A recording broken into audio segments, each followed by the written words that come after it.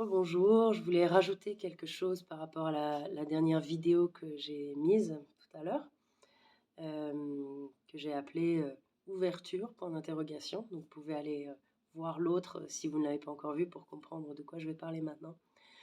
Je réalise que quand je parle de doute, de mettre du doute, ça peut ressembler ça peut s'entendre comme ne jamais prendre position, ne jamais être clair sur une posture, ne n'avoir aucune opinion, être complètement ballotté par le vent et ne jamais prendre pied, ne jamais être capable de tenir droite dans son axe pour poser un point de vue.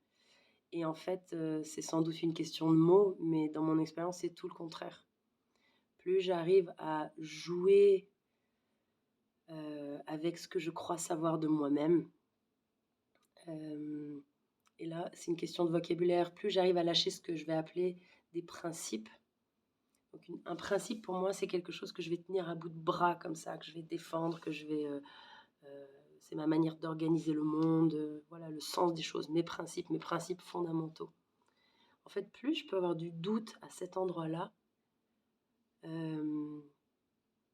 des postures internes qui vont avec ces principes, des choses qui se fixent en fait. C'est là où je parle de choses qui se figent et d'identification. Si j'arrive à mettre de l'air là-dedans, de rester curieuse et de me dire, bah tiens, c'est un principe fondamental, mais en fait, mon voisin, il a aussi des principes fondamentaux et finalement, c'est pas les mêmes. Donc, c'est peut-être pas si fondamental que ça, si c'est pas des choses partagées et partageables. Si j'arrive à détendre un petit peu ces endroits-là, créer de l'espace et pratiquer l'ouverture qui est la désidentification pour qu'il y ait un espace en moi qui puisse s'ouvrir, pratiquer ce mouvement interne, ce geste du corps qui s'ouvre dans la curiosité à l'autre, je vais découvrir en fait que mes valeurs profondes, une éthique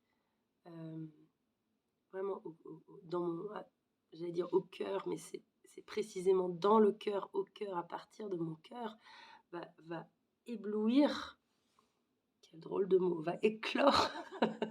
J'ai peut-être la tête un peu en compote, mais que mes valeurs vont peut-être éblouir et je vais peut-être sentir que oui, finalement, ces endroits-là, je vais sans doute avoir des choses à partager, des choses en commun avec mon voisin et je vais pas avoir grand-chose à défendre. Et ma capacité à prendre position lorsque c'est vital, elle apparaît, mais j'ai pas grand-chose à défendre. C'est simplement que ma place dans ma vie se pose et que prendre position, ça ressemble à vivre et ça ressemble à ne pas avoir à défendre et à clamer et à proclamer, même s'il y a un temps pour tout, il y a sans doute un temps parfois pour aller clamer et proclamer, mais très souvent, c'est plus pour défendre une idée de soi-même, de défendre une identité et un sens qu'on a du monde, qu'on défend.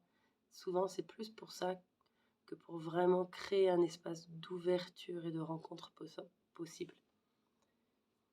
Voilà, si on va vraiment au bout des choses et qu'on arrive avec une certaine honnêteté à reconnaître la motivation profonde de pourquoi on va défendre certaines choses et se battre pour d'autres choses. Voilà.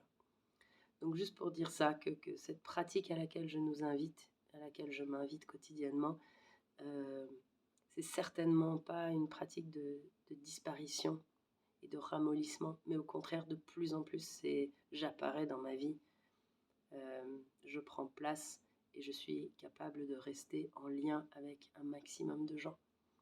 Voilà. Et aujourd'hui, c'est ça qui m'importe, c'est quels outils me permettent de pratiquer le lien et l'ouverture du cœur vers l'autre, quelles que soient nos identifications respectives. Voilà, j'espère que c'est un peu plus clair. Et je vais peut-être attendre d'être complètement remise avant de refaire une vidéo.